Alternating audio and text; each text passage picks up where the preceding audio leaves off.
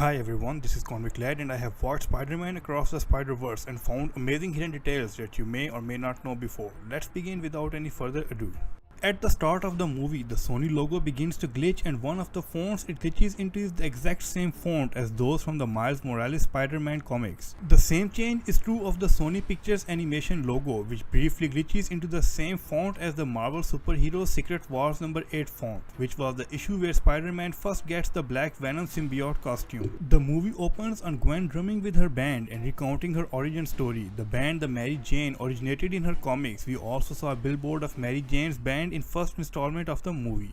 As Gwen is explaining her origins, specifically when she describes her spider bite, several comic images appear on screen. These are real images from Gwen's debut comic, Edge of the Spider-Verse number 2. The colors in Earth 65 lean into the neons and watercolors that dominated her comic book world. It's important to mention that comic opens in a nearly identical way to this movie, Gwen playing with her band and recapping the events of her origin story. In fact, most of the dialogue from the comic is almost perfectly duplicated on screen.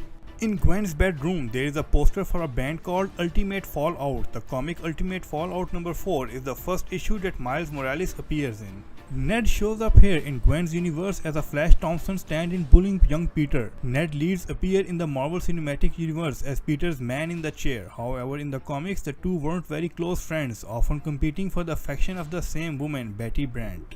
In Into the Spider-Verse, we saw a brief glimpse into the events that led to Gwen Stacy becoming her universe Spider-Woman. This is all detailed in the opening to Edge of the Spider-Verse number 2 and plays out exactly the same way with almost exactly the same dialogue in Spider-Man Across the Spider-Verse. Peter becomes the Lizard because he wants to be powerful like Gwen, but it backfires and turns him into the Lizard. Gwen is forced to defend the school and as a result kills Peter. This sets Spider-Woman up as a menace to society that Gwen's father is determined to bring to justice. In every single universe we visit, J.K. Simmons is J. Jonah Jameson. Spider-Man's first appearance was also the final issue of Stan Lee and Steve Ditko's anthology series Amazing Adult Fantasy, which was renamed Amazing Fantasy for this issue. This issue can be seen on Miles' bed when Gwen shows up to reconnect with Miles. On the wall of Miles' room is a poster for a Top Skater video game that is clearly a spoof of the Tony Hawk's Pro Skater series. The Neversoft team that made that game also made a popular Spider-Man video game, but what you may not have known is that Spider-Man actually appeared as a hidden character in Tony Hawk's Pro Skater 2. When Gwen's father, Captain Stacy, shows up at the museum to apprehend the vulture that is attacking the museum, he can be heard to talk to Yuri. This is Yuri Watanabe, a police officer introduced in Amazing Spider-Man number 600 who was the lone supporter of Spider-Man inside the NYPD. The character was featured prominently in Marvel's Spider-Man on the PlayStation 4 as Spider-Man's partner inside the police force. Originally created by Pavitra Prabhakar in Web Warriors number 1, the Dimensional Travel Watch allowed the various Spider-Man part of a team called the Web Warriors to travel the web of life and destiny. Here they seem to have been built by Miguel O'Hara and operate both as travel and communication devices as well as something built to stabilize dimension hoppers once out of their native dimension. Banksy is a famous street artist and in Into the Spider-Verse when the Dimension Collider begins to short circuit and blast New York City, flattening elements of a variety of dimensions into each other. The results look like crazy art installations thrown into the streets. One observer comments hilariously, "Yeah, I think it's a Banksy." Similar remarks are made in Across the Verse as well when the trio of Gwen, Jessica Parker and Miguel stops a falling helicopter and someone again says, "I think it is Banksy." When Miles flips through his sketchbook, we see how he's aged over the past year and get a glimpse into the life as Spider-Man. We see that he's fought some villains of his own in that time, including Frogman or Leapfrog. The other villain we see in Miles' sketchbook is the Beetle, one of Spider-Man's earliest foes, and with Grizzly as well, a strong guy wearing a bear skin or costume. Miles' roommate is playing a video game when we see him in Miles' dorm room. If you look closely enough, you see that it is the upcoming Marvel Spider-Man 2 game that launched this fall.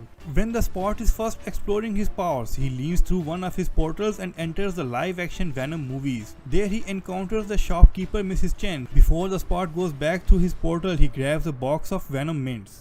When the Spot finally figures out how to control his powers after upgrading, he remarks, "I've got the power of the multiverse in the palm of my hand." This on the nose reference to Dr. Octopus' famous line, "The power of the sun in the palm of my hand."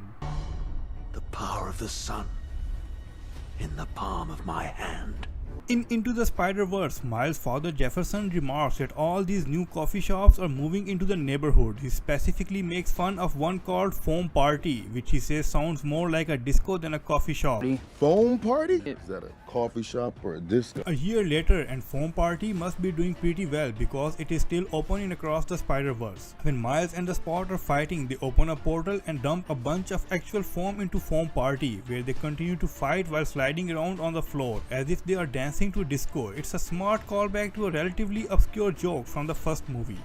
On his way home, Miles also faces Armadillo, a Spider-Man villain who attempts to attack a train, and Miles, just with a swift electric shock, defeats him.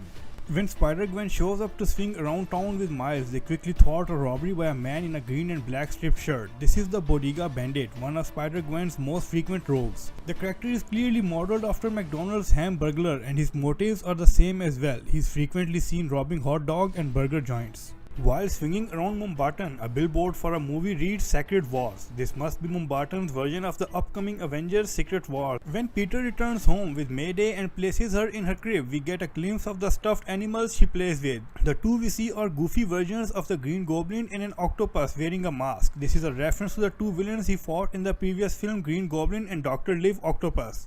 When we get a glimpse at the jail in the Spider Society, we can see several different villains captured from many different realities. One such villain is Grizzly, a character notable for the fact that he's just a strong dude in a bearskin costume. On the other side of the Spider Society jail spectrum is Kraven the Hunter, one of Spider-Man's most formidable and earliest foes. Typeface, another villain, shows up in the Spider Society jail and announces, "I'll see you in hell, Vetica." Donald Glover shows up in full Prowler attire in Across the Spider-Verse. We met Spider-Ham in Into the Spider-Verse, and his villains are animal variants of Spider-Man, including an moose with the paws of Mysterio. He was also in the jail. Once Electro, as part of his plan, transported the villainous Video Man, a pixelated electric threat, out of an arcade game and into real life. Video Man was also in jail. The first ever Spider-Man video game was for the Atari 2600 in 1982. In the game, Spider-Man has to ascend a building to defuse bombs planted by the Green Goblin. The Green Goblin is a series of about 10 pixels standing on top of his block Goblin glider. Those 10 pixels show up in the Spider Society jail as a sort of green man with one arm raised up. In the back of Spider-Man 2099's laboratory, you can see him building a new suit for himself, this time colored in white. There is a comic counterpart to his white suit that was developed by Peter Parker when Miguel found himself stranded in the present day in Spider-Man 2099. Sinister Six holograms can be seen as Miles is fleeing from the Spider Society. He seems to come across a training ground of sorts that is complete with holograms of the Spider-Man villains most associated with the Sinister Six. Deep in the heart of the Spider Society is a loom that Miguel explained maintains the web of life and destiny. Its primary focus is to send characters back to the universes that they were intended to be part of. We see it acting on Rhino, and later it sends Miles back to the wrong universe, as his spider was intended to go to Earth 42 instead of where it ended up in Earth 1610. As Miles runs through Earth 42 at the conclusion of Across the Spider-Verse, we can hear J.K. Simmons' J. Jonah Jameson announce that the city is being run by the Sinister Six cartel. In the absence of a Spider-Man, it seems his villains have taken control of New York City, and you can see their names emblazoned in large letters on the sides of all the skyscrapers. Even neater, the city is colored in green and purple lighting, a common color scheme that is shared by Spider-Man's villain. The film ends with Miles tied up to a punching bag, just as Peter B. Parker was when we first met him in the Spider-Verse. This one is a sort of meta joke about how Spider-Man's role is to be the eternal punching bag. You can see a picture of Miles and Gwen. That is the picture from first movie which they took in Into the Spider-Verse in bus. Miles' other version of variant was shown earlier in the movie when the story of Spider-42 was told. There is a theory that just like Amazing Spider-Man movie, that Spider was only meant to match DNA of Peter. Similarly, it might be the case in that Spider-42 would only match DNA of Miles, and that is why he was in that scene. Currency note inside ATM doesn't have picture of Benjamin Franklin. You can see Gwen and Peter are eating bagels, and when Miles had his first encounter with Spot during their fight, they both fell into a portal, and we can see a bagel in the portal as well, the root of all the hate and enmity, the bagel. That is all in this video, and if you had liked it, do give me a thumbs up and subscribe to my channel. I will see you guys in next video.